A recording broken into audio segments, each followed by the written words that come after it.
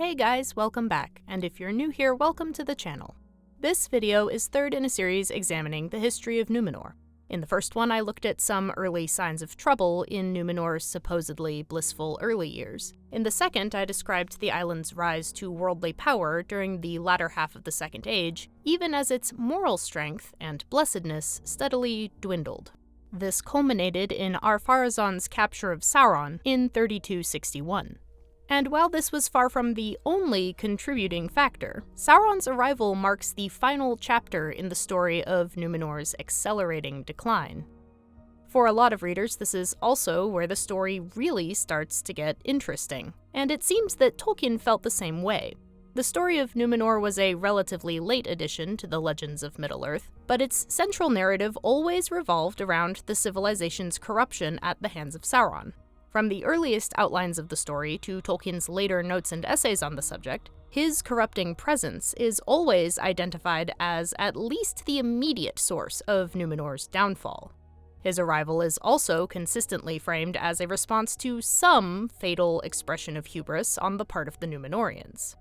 Even our most complete and cohesive sources vary in characterizing Sauron's capture as something he'd planned in advance, or an unforeseen opportunity that he exploited. But regardless of whether his scheme was improvised or carefully plotted over centuries, he does seem to have known exactly how to proceed once he finally got to Númenor. And that's maybe not surprising. Sauron has found himself in a similar situation at least once before, and he has his master Morgoth's time in Valinor as an additional point of reference. Sauron's first task is to gain acceptance and a measure of trust from the king and his council. Appendix B tells us this takes him around 3 years, which gives him plenty of time to observe conditions on Númenor up close. While Sauron will already have known that Númenor is powerful, it seems he did not realize how powerful they'd become, how far their material culture had advanced, and how vast their wealth had grown, due in large part to tributes levied from Middle-earth. Likewise, Ar-Pharazôn's preemptive assault on Mordor provided ample evidence of Númenor's growing arrogance, but it might not have been obvious from the outside just how deeply dissatisfaction had set in among society as a whole. Some effects of this could already be seen in the shortening of lifespan, reduction of bliss, and obsession with death that by this point have plagued the realm's inhabitants for generations. There's also been a general abandonment of the very traditions that once ensured Númenor's early virtue, with most of the population rejecting and even attempting to erase their historical relationship with and cultural debt to the Eldar and the Valar. The division between the king's men and the faithful would also have been impossible to overlook, particularly in the aftermath of a succession crisis that nearly resulted in civil war. A crisis, what's more, that was only resolved by a marriage most would consider unlawful at best. Apart from taking mental notes on Númenor's malaise, during this initial phase, Sauron's job is simply to appear as humbled and helpful as possible, flattering the pride of the king and his nobles while gradually increasing their dependence on the knowledge he alone possesses, knowledge that is truly useful, at least in the short term. At this stage, it is not for the prospective corrupter to advance any positive agenda of his or her own. Rather, whatever hidden ambitions, deep desires, or latent mistrust and envy the target presents are to be seized upon and endorsed wholeheartedly. Once Sauron has the king's trust, it's a simple matter to get the rest of the council to at least pay him lip service, and this means it's time for step 2. Taking a small chance by speaking against some commonly held but perhaps poorly understood position or belief. In Sauron's case, this means contradicting what the Valar have traditionally taught about the potential extent of Númenorian conquest. In response to the feelings of sameness and staleness that have tormented the Númenorians since at least the days of Tar Minastir, Sauron suggests that the world contains plenty of undiscovered lands that the Valar have not bothered to mention, including some that could be found by breaking the ban on sailing west. Not only that, but someday men might even extend their journeys beyond the Earth itself, and voyage through the ancient darkness whose lord might even make entire other worlds for the Númenorians to plunder, explore. When Pharazôn shows interest in these claims, Sauron can finally move from vague statements that can't be tested to specific lies, couched in half-truths and framed as secret or privileged knowledge. And our Pharazôn said, "Who is the Lord of Darkness?" Then, behind locked doors, Sauron spoke to the king, and he lied, saying, "It is he whose name is not now spoken, for the Valar have deceived you concerning him," putting forward the name of Eru, a phantom devised in the folly of their hearts, seeking to enchain men in servitude to themselves. But he that is their master shall yet prevail, and his name is Melkor, Lord of all, giver of freedom, and he shall make you stronger than they. Accordingly, Pharazôn turns back to the worship of the Dark, and of Melkor, first in private but soon openly. In convincing the king to adopt a position for which the only evidence is Sauron's word, our gaslighting, gatekeeping Gorthaur is running a slight risk. Not everyone will be thrilled about our Pharazôn's new religion, and Sauron is indisputably the one to blame for it. But provoking the ire of this faction will actually work in Sauron's favor at this stage. It will reveal the individuals most deeply opposed to Sauron's methods and estrange them from the king. And so, we are told, it is at this point that Sauron succeeds in removing Amandil, his staunchest opponent, from the king's council. Amandil is one of those characters in Middle-earth who can get overlooked despite his overwhelming awesomeness, so I feel it's only right to spare him some consideration here. Amandil is the Lord of Andúnië during the years of Númenor's final decline. Traditionally, the Lords of Andúnië are sympathetic to the party known as the Faithful, yet at the same time they are noted to hold the king, and the whole House of Elros, in particular reverence. In Amandil's case, this political tension is also personal. He is himself among the elf friends, going so far as to name his son Elendil, but at the same time he is said to have been close to Ar-Pharazôn in his youth. Amandil is a man of tremendous integrity, who, quite rightly, has mistrusted Sauron from the start. And despite his unfashionable personal convictions, Amandil is widely respected as a great ship captain, so neither Ar-Pharazôn nor Sauron himself are quite ready to openly arrest him. Upon his ejection from the royal council, he retreats, not to Andúnië, but to Rhomenna, where most of the faithful have been forced to relocate. Once there, Amandil gathers as many like-minded citizens as he can. Though it must have pained him to do so, he becomes a central figure in organizing the effort to oppose Ar-Pharazôn, or more precisely to oppose the policies the king is now pursuing at Sauron's behest. As both Amandil and Sauron recognize, Númenor's fate ultimately rests on Ar-Pharazôn himself, and now that he's convinced the king to adopt an entire new belief system, Sauron can move on to step 3, turning those beliefs into actions. Now, Sauron isn't dumb enough to call for an assault on the Blessed Realm from the get-go. He knows that patience is still very much called for at this delicate stage in the proceedings.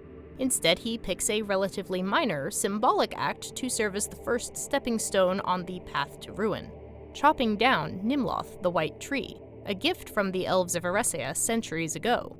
Caring for the White Tree is one of the few traditions that the kings of Númenor have not entirely abandoned, albeit out of superstitious fear rather than sincere respect. And Ar-Pharazôn is initially hesitant to destroy it, recalling his uncle Palantir's prophecy that the line of kings would end if the tree perished. Even as the king hesitates, Amandil gets wind of this possibility, suggesting a very robust counterintelligence network is already forming. Certain that sooner or later Sauron will prevail, Amandil is grieved, and decides to pointedly recount the tale of the two trees of Valinor, and the significance of their destruction, to his son and grandsons, Isildur and Anarion. It is not recorded that Isildur offered any comments on this tale in the moment. Instead, he sneaks out in the dead of night and travels in disguise to the very courts of the king in Armenelos. He manages to pluck a fruit from Nimloth, but before he can leave, he is spotted and has to fight his way out. Luckily, he makes it back to Rhomenna with his identity still concealed. It takes him months to recover from his injuries, but during that time, a seedling of Nimloth grows from the fruit he, liberated. It's conceivable that Sauron used this very raid as evidence of Nimloth's symbolic importance, or perhaps it was merely a coincidence of timing. Regardless, on the day following Isildur's theft, Ar-Pharazôn orders the White Tree to be cut down, and turned then wholly away from the allegiance of his fathers. As the saying goes, the first step is always the hardest, and now that Sauron has convinced Ar-Pharazôn to act on his new philosophy, all he needs to do is rinse and repeat, proposing a series of new atrocities, each just a bit more appalling than the last. In the wake of Nimloth's felling, for instance, Sauron proposes building a nice shiny temple to serve as Ar-Menelos's new spiritual center. It would be a shame to let all that holy white wood go to waste, after all, not to mention inefficient. And what better solution than to burn it, as the temple's very first sacrifice to the Lord of Darkness? From this point, Númenorian society goes from deeply troubled to outright deranged. The burning of Nimloth is followed by the immolation of human sacrifices, made in the hopes that Melkor will release his worshippers from death. The faithful are targeted as a main source of victims, but never officially because of their beliefs. Rather, the lucky sacrifices are condemned on charges of treachery or conspiracy. The Akalabeth reports that most of these charges were false, but in their desperation it does seem that some among the elf friends may have resorted to dodgy tactics. Yet those were bitter days, and hate brings forth hate. Among the general populace, madness and sickness are rampant, as is increasing factionalization. And men took weapons in those days and slew one another for little cause, for they were become quick to anger. The people murmured against the king and the lords, or against any that had aught that they had not, and the men of power took cruel revenge. Naturally, Sauron and his agents are actively going around making this worse. Ironically, though, most people do not yet think, or are not yet willing to admit, that listening to Sauron was a bad idea. Ever since his arrival, Númenor's power and wealth have been skyrocketing. In one of the earliest accounts of Númenor's decline, found in the abandoned novel The Lost Road, Elendil gives a good summary of the kind of progress that Sauron has overseen. Our ships go now without the wind, and many are made of metal that sheareth hidden rocks, and they sink not in calm or storm, but they are no longer fair to look upon. Our towers grow ever stronger and climb ever higher, but beauty they leave behind on the earth. Our arms are multiplied as if for an age-long war, and men are ceasing to give love or care to the making of other things for use or delight. But our shields are impenetrable, our swords cannot be withstood, our darts are like thunder and pass over leagues unerring. With such advantages, Ar-Pharazôn's power grows until he has become the greatest tyrant on Middle-earth since the reign of Morgoth. The hearts of men being, well, what they are, there's not much more that Sauron really needs to do at this point, except to offer some kind of plausible explanation for the supernatural portents of divine disfavor that, annoyingly, keep cropping up. This began with the smoke of Nimloth's burning, which lingered over the island for 7 days before dissipating. Fortunately, most people seem quite ready to blame such things on the malice of the Valar. A little harder to explain away is why the specter of death, especially early and unpleasant death, continues to haunt Númenor, despite their diligent displays of loyalty to their new god. On this point, Pharazôn is personally growing quite curious, as he too feels the approach of old age. The Akalabeth describes this as the moment Sauron has been waiting for. He tells the king that now, at last, he has become mighty enough to dare any deed and challenge any authority. He urges him to sail against the Valar, so that by conquering the Undying Lands, he might win immortality for himself and his kin. Though this is a radical proposal, we're told that Pharazôn feels his approaching death so acutely that he immediately gives it serious consideration. He doesn't openly discuss his plans for a while, but as he starts to make the necessary preparations, people notice that something is afoot. And eventually Amandil once again learns that the king is on the cusp of yet another disastrous decision. This time Amandil takes matters into his own hands. Emulating his ancestor Eärendil, he decides to dare the Forbidden Passage west himself, to plead before the Valar for mercy on mankind. Though he considers it his duty to at least attempt to forestall the coming catastrophe, Amandil is under no illusions about the likelihood of his success. He warns Elendil to have nothing to do with the campaign, advising him to instead fill his ships with as many ancient treasures and members of the faithful as he can, and to keep them anchored off the island's eastern coast.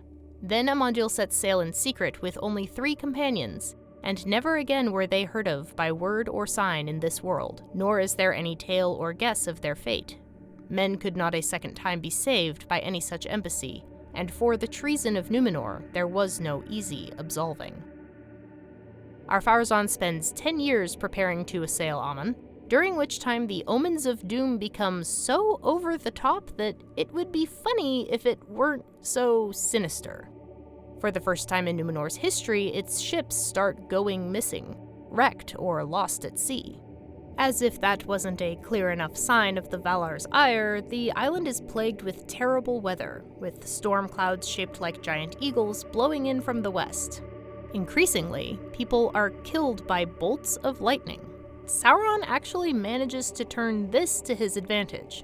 During a particularly gnarly lightning storm, when a bolt splits the dome of the temple to Melkor, Sauron stood there upon the pinnacle and defied the lightning and was unharmed, and in that hour men called him a god and did all that he would.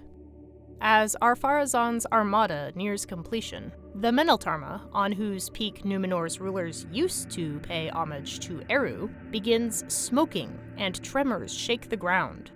Finally, as the sun sets on the eve of Ar-Pharazôn's departure, a line of actual great eagles soars over Númenor from the west, arrayed as if for war. Undaunted by this, Ar-Pharazôn embarks on his ship Alcarondas and gives the signal to depart. And as his fleet set sail in defiance of the Valar's last warning, a silence falls on Númenor. The voyage itself is apparently uneventful. For 39 days, Sauron continues his sacrifices from within the temple, Elendil and his following wait aboard their 9 ships, and the whole island waits for news. Meanwhile, Pharazôn's fleet sails past Eressëa, cutting off the light of the setting sun, and finally arrives on the very shores of Aman, where the king finds the land to be deserted and eerily quiet. The Eldar have evacuated Tirion and the lands surrounding the Hill of Tuna, and in the distance the holy mountain of Taniquetil looms, bright and forbidding. Ignorant though he may be, Ar-Pharazôn is not entirely unaware of the gravity of the moment, and the Akallabeth tells us that he pauses before setting foot on the forbidden sands of the Blessed Realm. But having come this far, he can't exactly turn back now without losing face, so he presses on, and encamps with his armies around Tuna, poised to pass through the Calakiria and enter the realm of the Valar. It's here that the Valar decide that things have gone quite far enough. Unwilling to meddle too directly with Eru's own second-born children, they temporarily surrender their rule over Arda and appeal directly to Ilúvatar himself.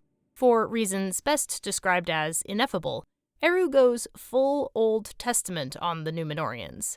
He decides to permanently resolve this issue by changing the very form and nature of Arda itself, removing Aman from the circles of the world, and making it physically inaccessible to mortals from that point on.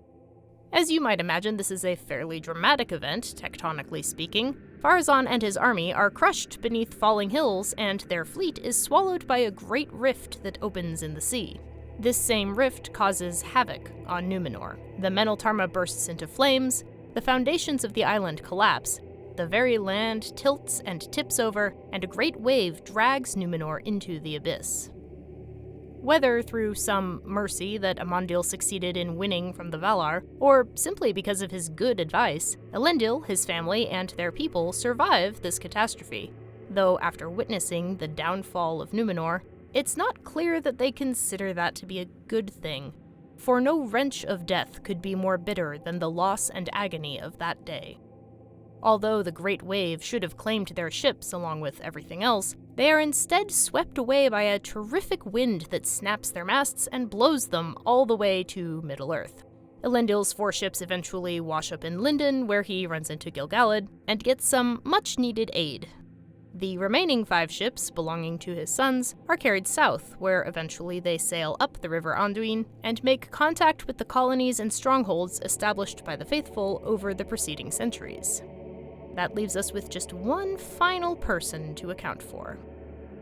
Now, Sauron never actually seems to have believed that Ar-Pharazôn would succeed in his campaign against the very architects of Arda. When the Armada sets out, he wisely stays behind, retreating into his temple's inner sanctum. But the repercussions of the ill-conceived assault were greater far than aught he had looked for, hoping only for the death of the Númenóreans and the defeat of their proud king. As a result, he too is caught in Númenor's destruction.